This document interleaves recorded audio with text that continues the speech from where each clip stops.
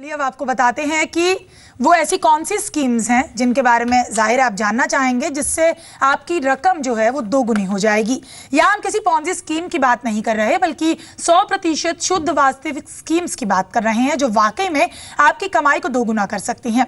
लेकिन इसके लिए आपको थोड़ा सा वक्त देना होगा, थोड़ा धैर्य। हालांकि सबसे आसान तरीका तो यही है जो ब्रेक पे जाने से पहले भी हमने आपको बताया था कि आप शेयर मार्केट में पैसा लगाएं, लेकिन उसके लिए आपके पास शेयर मार्केट की अच्छी समझ होनी चाहिए। अगर ऐसा नहीं है, और भी स्कीम्स हैं जिसके जरिए आपका निवेश दोगुना हो सकता है। हमारे इस सेगमेंट में हम बात करेंगे 5 बड़ी स्कीम्स के बारे में, लेकिन उससे पहले आपको थंब रूल बताते हैं। जी हाँ, रूल 72 के बारे में। इस रूल से आपको ये पता चल जाएगा कि आपकी रकम कितने साल में दोगुनी हो जाएगी।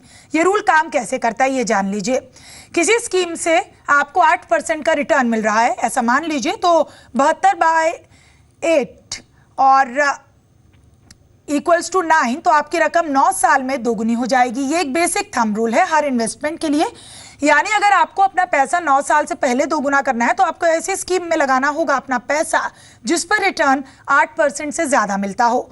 हालांकि ये मोटा मोटा आइडिया है, अगर आपकी कैलकुलेशन थोड़ी भी कमजोर है या आपके पास कैलकुलेटर नहीं है तो सबसे पहले अब हम उन स्कीम्स के बारे में बात करेंगे। इस थंब रूल को हर स्कीम में फॉलो किया जा सकता है। तनवीर, ये बताइए कि अगर उन सभी स्कीम्स की बात की जाए जो अक्सर लोग ऑप्ट करते हैं, तो उसमें नेशनल सेविंग सर्टिफिकेट स्कीम जो है उसके बारे में लोग बहुत ज़्यादा जानना भी चाहते हैं और इन्वेस्ट भी करते हैं, तो कब तक इसमें पैसा डबल होगा? देखिए, आज के टाइम में कि एनएससी का रेट जो है कम होकर 8.1% हो गया है। तो मान लीजिए अप्रॉक्सीमेटली 9 साल में आपका पैसा जो है डबल हो जाएगा। एनएससी में आप लगाते हैं बिना जोखिम के, डबल 9 साल में हो जाएगा। तो ये बहुत ज़्यादा फायदे की स्कीम और सबसे सुरक्षित निवेश में से एक माना जाता है, ऐसा क्यों? देखिए, दरअसल क्या है कि हमारे पुराने समय से ये सब स्कीम चला आ रहा है, चाहे वो किसी लाइफ इंश्योरेंस में निवेश हो या एनएससी जैसी और केवीपी जैसे स्कीम्स हों। ये सक्सेसफुल क्यों रही हैं? क्योंकि ये बिना रिस्क लिए पोस्टल स्कीम्स हैं, गवर्नमेंट की तरफ से स्कीम्स हैं और ये लिटरली रिस्क फ्री मानी जाती हैं और इस पर अश्योर्ड रिटर्न रहता है। लोग ज़्यादातर अश्योर्ड रिटर्न पसंद करते हैं और इसी वजह से ये सब स्कीम्स काफ़ी पॉपुलर हैं। लेकिन एक चीज़ आपको बताना चाहूँगा, क्योंकि ये अश्योर्ड रिटर्न दे रहे हैं इसी वजह से इनका रिटर्न कम है। और अगर आप रिटर्न ज़्यादा चाहते हैं तो आपको थोड़ी बहुत जोखिम लेनी पड़ेगी, लेकिन उस जोखिम को मैनेज किया जा सकता है अगर आप सही नज़रिए से इन्वेस्ट करें तो चलिए, जोखिम लेना पड़ेगा, लेकिन उस जोखिम को भी यानी कि रिस्क मैनेजमेंट होना बहुत ज़रूरी है जब भी आप अपना पोर्टफोलियो बनाते हैं या किसी भी स्कीम में निवेश करते हैं। तो नेशनल सेविंग सर्टिफिकेट के बाद तनवीर, किसान विकास पत्र केवीपी, इसके बारे में भी बहुत लोग जानना चाहते हैं क्योंकि इसमें निवेश करते हैं और ये किस तरीके से अच्छी स्कीम साबित हो सकती है, इसमें कैसे दोगुना हो सकता है पैसा, ये बताइए। इनफैक्ट केवीपी पहले काफ़ी पॉपुलर स्कीम रहा था, उस बीच में डिसकंटिन्यू हो गया था किसी वजह से, वापस स्टार्ट हुआ है केवीपी अभी। लेकिन क्या है कि इसकी इंटरेस्ट रेट कम होकर 7.8% हो गई है और ऑब्वियसली इसकी वजह से क्या होता है, आपकी डबल करने की जो अवधि है बढ़ जाती है और ये लगभग 9.5 साल में आपका पैसा डबल करता है।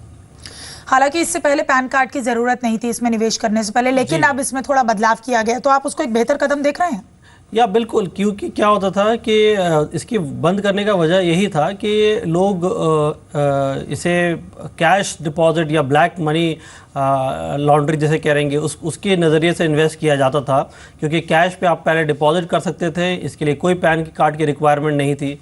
तो गवर्नमेंट ने इसको रीलॉन्च किया है केवीपी, क्योंकि बहुत ही पॉपुलर स्कीम रहा प्रीवियस टाइम में। लेकिन इसमें ये इस पर एडिशन रही है कि इस पर पैन कार्ड डाला है, जिससे ऑब्वियसली क्या ब्लैक मनी इन्वेस्टिंग की रिस्ट्रिक्शन हो जाती है और इसी वजह से वापस ये एटलीस्ट पॉपुलर हो गया है। तो चलिए, अगर पीपीएफ स्कीम की यहाँ बात की जाए, सरकारी या निजी कर्मचारी इसे कोई भी ले सकता है। चूंकि पीपीएफ स्कीम को EEE का स्टेटस दिया गया है तो तभी ये स्कीम पॉपुलर है। इसमें क्या वाकई फ़ायदा है?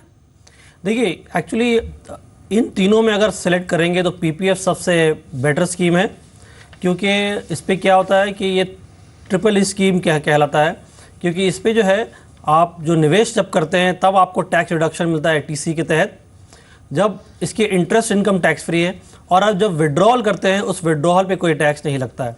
तो इसे ट्रिपल ई इसी नज़रिए से कहते हैं और ये वाकई बहुत ही पॉपुलर स्कीम है, लोग ज़्यादातर पसंद करते हैं। और 8.8% टैक्स फ्री रिटर्न जो है ये काफ़ी अच्छा रिटर्न है आज के मुकाबले भी, क्योंकि ये टैक्स फ्री है।